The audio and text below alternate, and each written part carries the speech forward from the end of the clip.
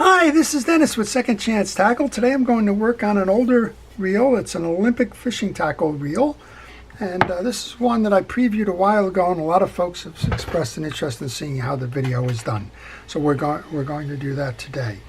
And we'll take this reel apart. We'll show you how to service it and how to get it out there fishing again. So this reel belongs to Louis or Luis. I'm not quite sure how it's pronounced. And beautiful reel overall. He sent me two of these. This will be the first one that I work on, and we'll show you a little bit about the design and manufacture of the reel. It's a very smooth operating reel, and all the features and functions seem to work well on it. So the reel has what I call a bang bail. It doesn't have an internal trip lever. Rather, it relies on the back end of the reel arm, or the rotor arm, hitting the post on the reel arm, and that will trip the bail and make that fire. So let's get started taking this apart. As I do, I want to recommend that you subscribe to my service and hit that notification button. That way you'll see all the reels I'm working on, and you'll get a chance and an opportunity to determine which ones you want to see. All right, well, normally you would look at the side of a reel here and you wouldn't see a screw knob that rotates when the handle is turned, and you would say, all right, this is a screw-in handle. Well, be careful with this era of Japanese reels. Be careful with all reels. Check behind there. This is an interchangeable handle, and if you remove this cap, it'll tell you whether you have a screw or you have a through handle. Well, this is a through handle because there is a screw holding that handle on. Find the right size screwdriver. I can't emphasize that enough. Don't go small with screwdrivers with big slots. Find the one that fits the slot, and we can remove this off. So I work on all kinds of reels on this channel, as many of you know. I work on saltwater and freshwater. I work on spinning, bait casting, and trolling reels, and pretty much everything in between. So there's a lot of variety here, and we go into the reel mechanics as well as how to service the reel, which I've been doing for over 25 years now. So we have a through handle. We remove the screw. That should enable us to pull this out now. There you go.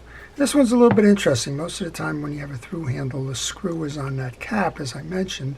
In this case, the threaded side is on the post, and the tightener is actually a nut that we took off. So good thing to do when you take your pieces and parts off is find a good home for them. I have a parts tray. It's the bottom of a fast food container. Somebody wrote in the other day, said that they use a 12 hole or 12 slot muffin tin. Well, whatever works for you. A muffin tin is a good idea. I've been doing the centrist theme for quite some time, putting most of it all in the same place and just knowing where it is when it's time to retrieve them so that I don't lose them along the way. All right, well, I'm just trying to find a right screwdriver for these. Again, get the one that's appropriate for the screw slot. Now, I looked at this reel and I saw that the case ends here. It's not buried under the rotor, so you can take the case off independent of that rotor. If you look there and you do not find that the case ends, then the reel that you're servicing must have the rotor removed before you can remove the side case. We'll probably do that anyway. I'll leave that one screw in here, and we'll just remove. Looks like we have a screw up top here that's holding that adjuster to a shaft. Let's go ahead and see if we can take that off. This is a little bit like the pen reels. You're going to find that there's probably two adjusters in there. So there's your cap. Then we have an interesting little wheel. It's held down by a snap ring, and this whole assembly should come off now. We'll go underneath there and we'll see what's going on with the dry washers and that later. Okay, that's going to go on top here, off to the side. For those of you that are wondering, Olympic makes high quality reels. There's a kind of a subculture there, but they make both ocean-going trolling reels like the Dolphin series, and they also make the reels that are spinning reels, and more so to the ocean side than to the freshwater side. But both of them very nice reels all around. Fine examples of Japanese engineering in the 1970s and 80s. I'm just searching for the right nut. There's a stud here. I don't think I need to knock that out. But I'm going to remove this. And then you can either knock this pin out, or you can do what I started doing originally and take the side plate off and remove the axle shaft from underneath. So because of that, that pin there, we'll go that route. Then we'll remove the rotor. This is a metal case. It's called Let's Go 550 Mark III. Of course, it says Olympic Japan, so this was made for the export market. And we should be able to remove this now. This is a good place to tell you to take pictures along the way. If you do not have a schematic for the reel, then by all means take those pictures so that you know when you go searching for these what the inners are going to look like. So for example, here's a internal anti-reverse. It runs off of a click ratchet here. When the reel spins, this goes in and out. If for some reason you were to remove this arm, you might get stuck on how does the spring that's providing the tension work. So take a picture. There's a 90-degree angle on that spring right here. Rests inside on the side case there. Wraps around the spool. When it comes out of the other wrap, it has a 90-degree that's hanging on the back of the neck here. So very important to note that so that you don't get messed up later. All right, let's just take that axle shaft off, since that's kind of where we were headed with this before we opened up the case. There is a screw that holds the crosswind block on. So we're going to go ahead and take that screw out of the crosswind block, put that into our parts tray. Now you should be able to pull up and remove the axle shaft from the assembly. And when I did that, because I had the nut off, the nut came off as well. What I like to do with this, I like to put that back in place and put that screw right back in there. Oh, we can leave the crosswind block off, but put the screw back into there here. That way you won't lose or mess up the screws as they come. We should be able to lift this rotor off now. So just grab the rotor by the sides and pull up. There you go, that's off. We have another bearing here, same idea. We have a snap ring that's inside there, and this is just pure metal. Check it. You're not going to find any levers or anything coming out of the bottom of this, because again, this is what I call a bang bale. What I like to do is I like to run some penetrating oil into the seams and along that line roller just to work it in. That's the only thing that's really moving here. There's a spring underneath here. You do not need to remove the bail or that side cover unless you've either sanded the reel and you know there's a lot of dirt around, or the bail is misfiring. I'm going to put that over to the side. Got to work on this one now. This is a little bit stuck in the side plate. Not sure why, but that happens over time. And if you just rock it enough, it'll come out. And then what happens here sometimes is either you get dirt and debris which accumulate along here, and you can see that there's a good amount of dirt and debris here. So that's old dry grease, or it's the sand or whatever it may be. That'll stop that shaft from pulling through the main gear, or main gear pulling through that bearing. And sometimes it's just peened in there. So what I mean by peening is you have the handle that's going to go in that side, and if it gets over tightened, it's going to flare out the top of this. And if it flares out the top of this, then you're not going to be able to clear that bearing. Let's just see if we can't walk that off now.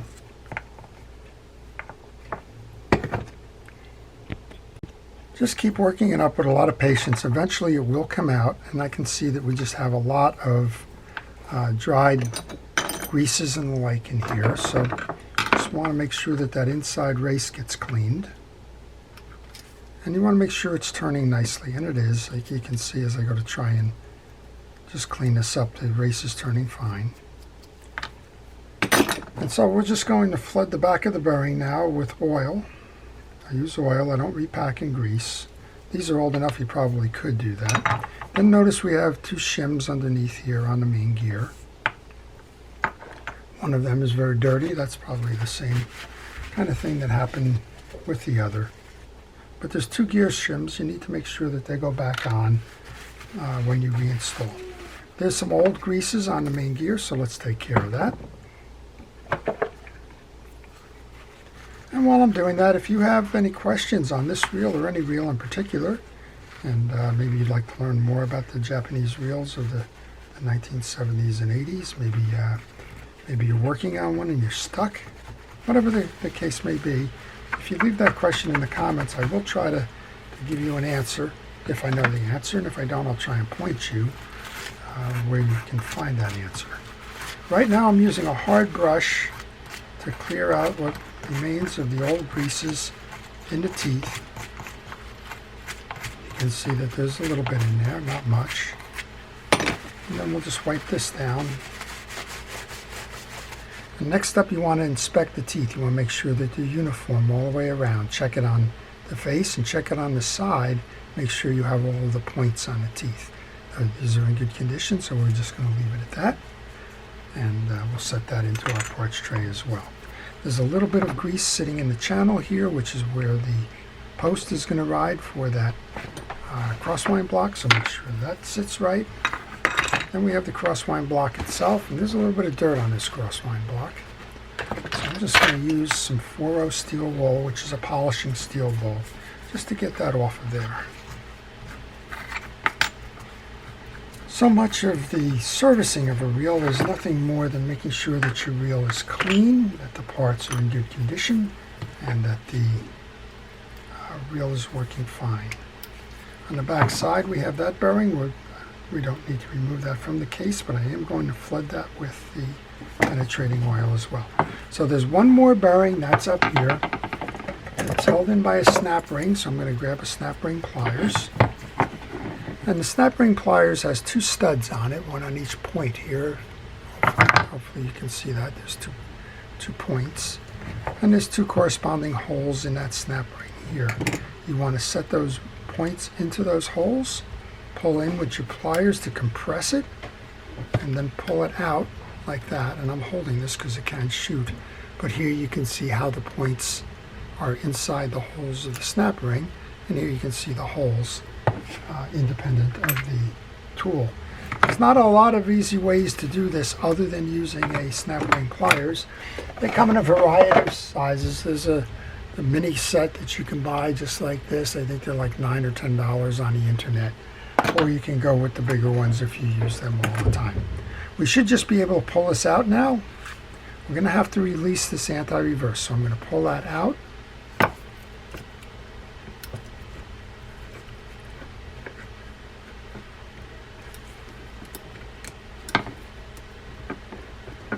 I'm just trying to work this now to see how we can get this star adjuster out of here. Okay, so it turns out you had to remove that top bearing first, then you have the play to remove the rest of this assembly. And you can tell it needed to be removed. There's a lot of old grease and the like on here. So let's go ahead and do the same things here. We're going to go oil the bearing, and we're going to grab a paper towel here to clean up the old stuff. And we can remove the collar. Remove that little shield, clean up the inside. We'll do the same thing here. We're going to use that brush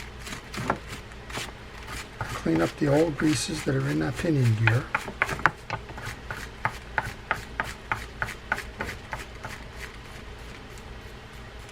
And then when we inspect it, make sure that the ridges are all solid, uniform, and not chip, cracked, worn, etc. And when we're satisfied that that's all good, We can go ahead and set that aside. I did notice there was a little bit of grease in the case here, so let's take care of that. I'm going to use a cotton swab to do that, just get the old greases out. And whatever residual greases may be laying around. There's not much. If there's anything to be said, this reel was running dry. Alright, we should be able now to kind of reverse the process. We want to take grease.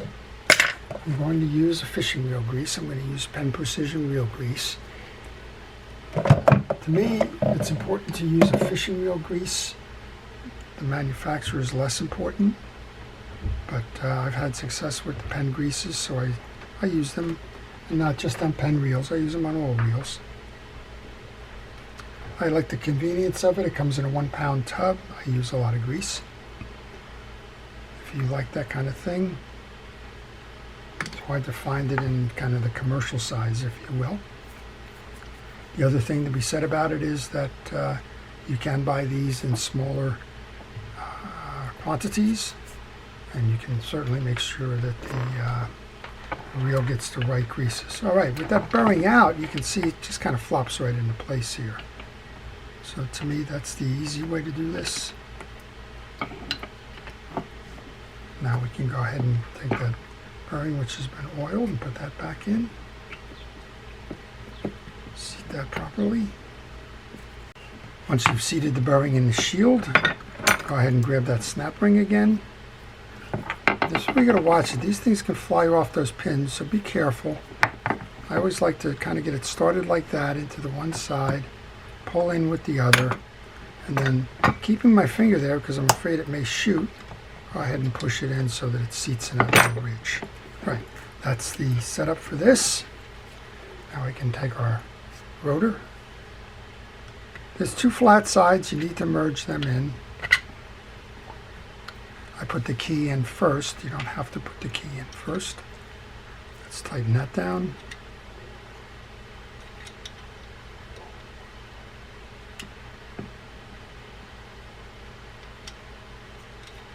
Be careful. I like to tighten them by hand so that I don't risk cross-stripping those nuts, because if you do, well, hard to find parts for this one.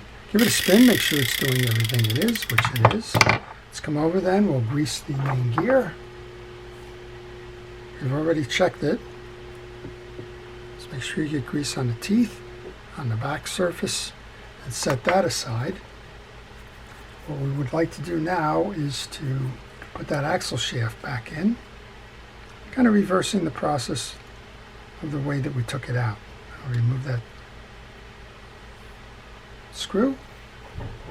Just making sure that it's nice and smooth, that there's nothing that's rough that could abrade the surface or make it poor performance.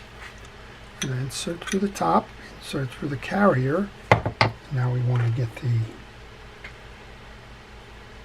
crosswind gear itself set. So there's 2 sides of this. There's a small stud and there's a big stud. And if you didn't take pictures, well, that's a problem, right? But what you want to do is look for the flared hole on this side to accommodate the crosswind screw. It's not on the back. So just note that when you go.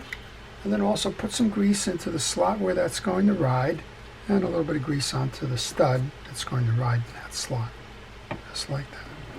Once you do that, you bring the axle shaft down, flat side facing out, and you put that so that it aligns with the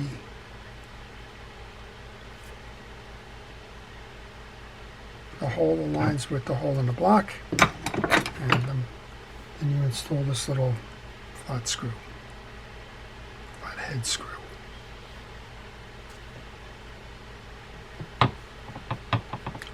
So Olympic made a fine product. There's lots of fine products in this era. This is when Daiwa was starting. This is when Shimano got going. Ryobi was a good competitor at the time. There were about 6 or 7 contract manufacturers in Japan. Olympic, I think, was probably one of them as well. And those contract manufacturers made reels for export. As I mentioned, this is in English, made in Japan, so you know it wasn't for the Japanese market. And the reel overall was a high quality reel. of the time. I'm going to wind this over here so I can put this crosswind arm in. There's a stud that rides on. And then you make sure that it's properly seated along the circle, the inner circle, which is offset. So that's going to run on a wobble, and that wobble is what's going to move the gear up and down. There's two small shim washers that hold that crosswind block in place, just like that. Then we have the bearing and the bearing washer.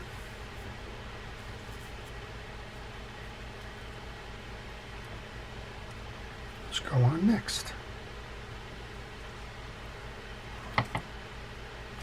Well, last up then would be the side plate, which was kind of first off. So again, just make sure it's been cleaned. And the thing that you want to do with this is the slot where I'm currently running that Q-tip is going to fit the stud from the crosswind arm right here. So you kind of have to go in square.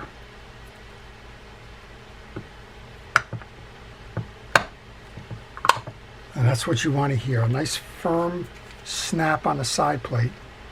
And then you want to check the seams all the way around here to make sure that they're nice and tight. Before I put screws in, I generally like to spin the reel, make sure that I've got it functioning the way it should be going. And now we can go ahead and load the screws in.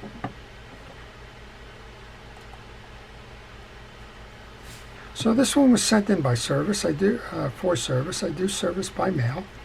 If you are interested in having me service your reel, just send a note to my email on the business card that follows. I'll be happy to provide you with that reel service and repair information. Who knows, maybe one of your reels will become the star of a video. I do try to show most of the work that I do. I do like to let people see how their reel was serviced so that they can do it in the future. That's kind of the whole idea behind this. This is a how-to channel to encourage folks to do the reel repair themselves. But I understand that there are folks that don't want to do that, and that's fine. And I do offer that service. So I'm going to take that. Now let's take a look at what's going on in the spool here. So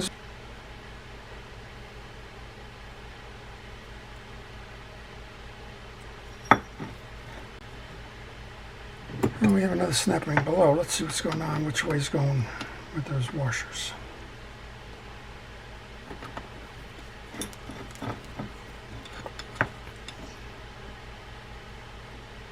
Once you remove that clip, you can remove the gear stack that's going to have all of the washers on it by pulling down. And that's quite an impressive set of drag washers there.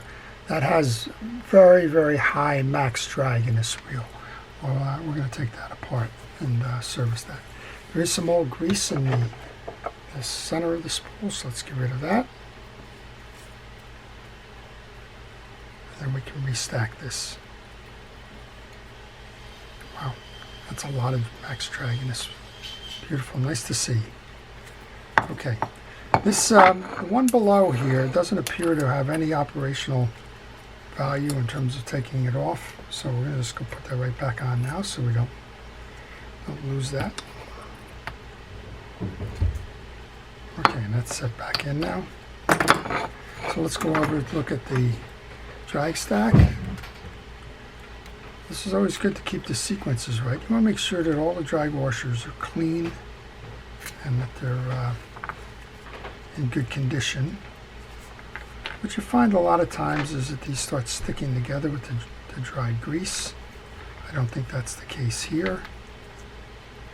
But there is a lot of dirt, so we'll go clean those metals off. And if you have trouble separating any, use a razor knife, but be careful not to cut the drag washer. So on these, I'm not certain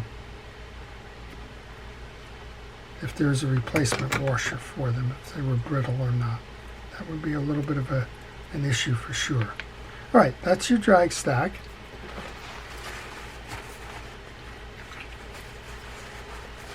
I guess that's where you want to pay some attention here. Just cleaning up the metals. If you needed to use a piece of steel wool to clean the metals, go right ahead and do that. And we know that the first part up is actually down. It's going to seat this way.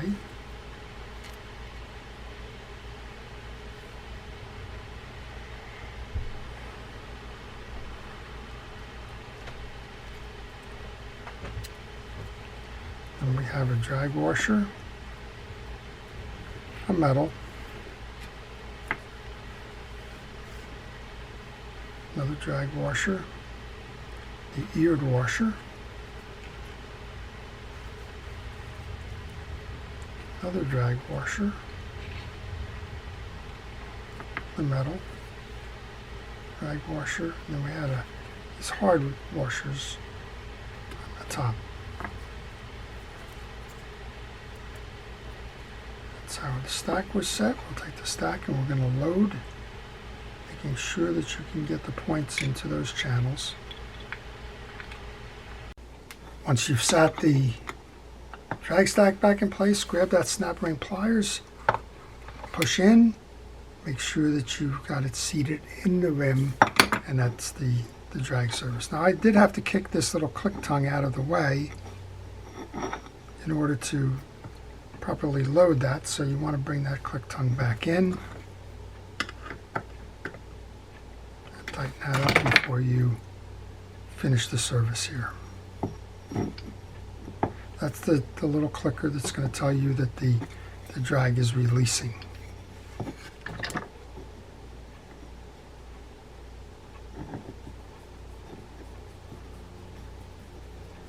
Alright, nothing much left to do here. Just want to get some of these tools off the bench and give it a test. So reload the spool on. You want to get that pin here has got to match the slot here.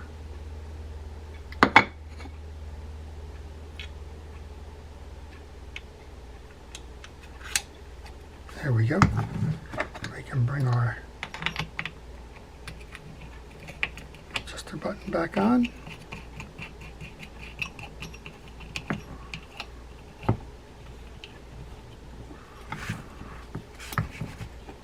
Nice. There we go, holding nicely. Go ahead and bring the handle arm through.